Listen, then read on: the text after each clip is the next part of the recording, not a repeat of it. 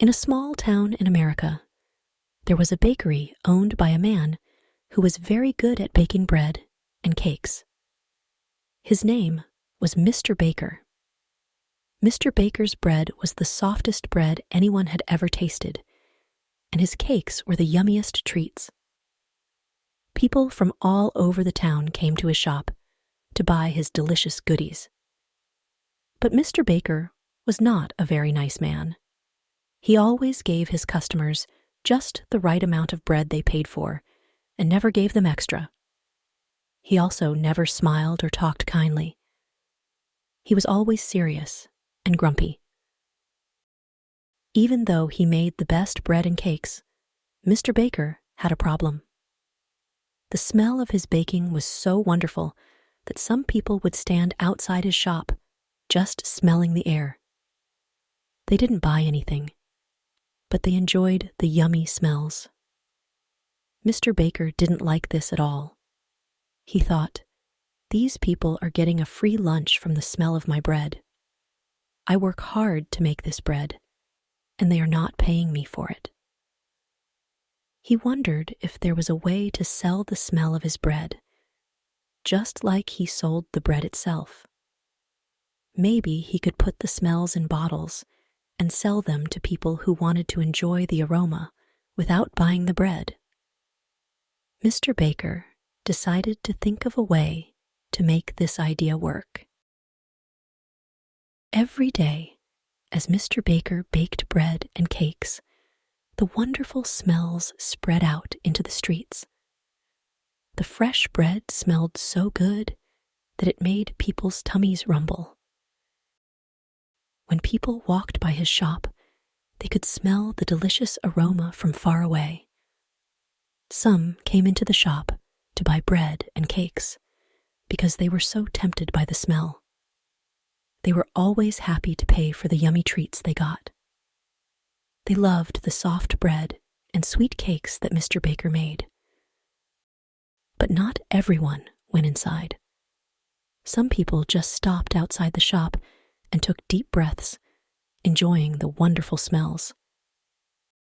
They looked through the windows, wishing they could have a taste of the treats inside.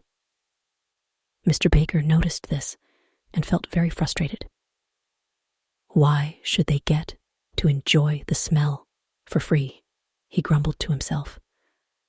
I work so hard to make these smells, and I'm not getting anything for it. He thought it wasn't fair that people could just stand outside and smell the bread without paying. Mr. Baker wanted to find a way to make sure everyone paid for the wonderful smells, not just for the bread and cakes. Mr. Baker's frustration grew with each passing day. Every morning, as he prepared his dough and baked his bread, he could see people standing outside, sniffing the air and smiling with joy. It made him feel angry and annoyed. He watched as they enjoyed the smell of his fresh bread and cakes, but they never came inside to buy anything. To Mr. Baker, it felt like they were taking advantage of his hard work without giving him anything in return. He thought hard about how he could fix this problem. Maybe, if I could bottle the smell, I could sell it just like I sell my bread, he thought. That way, people who want to enjoy the smell without buying anything would have to pay. Mr. Baker began to think about how he could create bottles that would capture the aroma of his baking. He imagined people buying these bottles and enjoying the smell of his bread and cakes, even when they weren't at his shop. He was determined to find a way to make his idea work. If he could sell the smells, he thought, he might finally get the payment he felt he deserved for all his hard work. One chilly winter morning, Mr. Baker was busy in his shop. He was making a fresh batch of bread, but he wasn't very happy. He complained about how early he had to get up and how cold it was outside. As he worked, he grumbled to himself, "Why do I have to get up so early? It's so cold, and I'm so tired of all this." He wasn't enjoying his baking at all. While he was working, he glanced up and saw someone standing outside the window. The person was a young man wearing an old, worn coat. The young man was looking at the bread with hungry eyes and a big smile on his face. Mr. Baker could see that the young man was smelling the fresh bread with delight. This made Mr. Baker even angrier. "That young man is getting a free breakfast just from the smell of my bread," he shouted. "I'm working hard to make this bread, and he's not paying a single penny." The young man continued to stand outside, happily enjoying the smell of the bread, completely unaware of how angry Mr. Baker was. Mr. Baker's anger boiled over. He marched outside, pushed open the shop door, and yelled at the young man. "You have to pay for the smells you're taking from my shop," he demanded. The young man was startled and confused. "Pay for what?" he asked. "I'm just smelling the air. The air is free." "It's not free when it's full of the smells from my bakery," Mr. Baker replied. "I work hard to make these smells, and you're enjoying them without paying me." The young man tried to explain that he wasn't taking anything, just enjoying the smell. But Mr. Baker was too angry to listen. He insisted that the young man pay for the smells, or he would call the police. When the young man didn't pay, Mr. Baker grabbed him by the coat and pulled him through the snow. He was determined to take the young man to the judge to settle the matter. Mr. Baker and the young man arrived at the judge's house early in the morning. The judge was still in his pajamas, looking sleepy and confused. "What's going on?"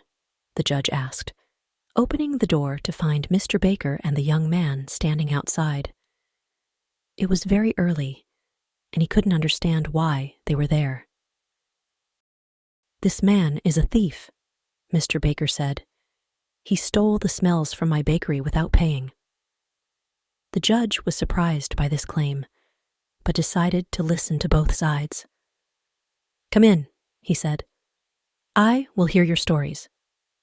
But first, let me get dressed." The judge went back inside, and after a few minutes, he returned in his regular clothes. He invited Mr. Baker and the young man to sit down at a large table. They were all ready to explain what happened. Mr. Baker started telling his story. He explained how the young man was standing outside his shop, enjoying the smells of his bread without buying anything. "He's stealing the smells from my bakery," Mr. Baker said. The young man then told his side of the story. "I wasn't stealing anything," he said. "I was just smelling the air. Air is free, and I wasn't taking anything from the bakery." The judge listened carefully to both stories. He thought about what they had said and tried to understand the situation. After hearing both sides, he was ready to make a decision. The judge thought carefully about what he had heard. He understood that Mr. Baker's smells were coming from his shop and that they belonged to him. He also knew that the young man was enjoying the smells, but had not taken anything physical. The judge decided that the young man should pay for the smells he enjoyed. He asked the young man if he had any money. The young man took out a few coins and showed them to the judge. The judge took the coins and shook them so they made a clinking sound. "These coins will pay for the smells," he said to Mr. Baker. Mr. Baker was pleased and reached out for the money, but the judge did not give it to him. Instead, the judge shook the coins and said, "The sound of the money is the best way to pay for the smell of bread." Mr. Baker was surprised and confused. He had expected to get the coins, but the judge was giving them back to the young man.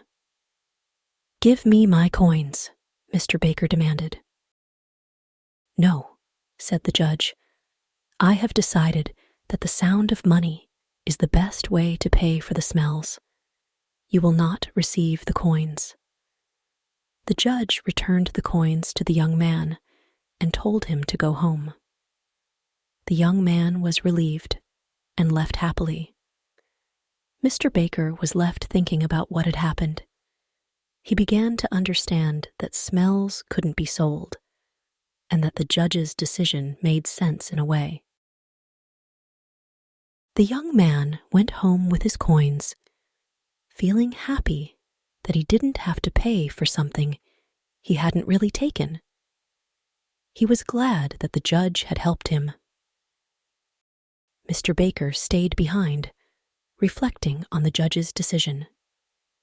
He realized that he had learned something important about the value of his work and the concept of payment.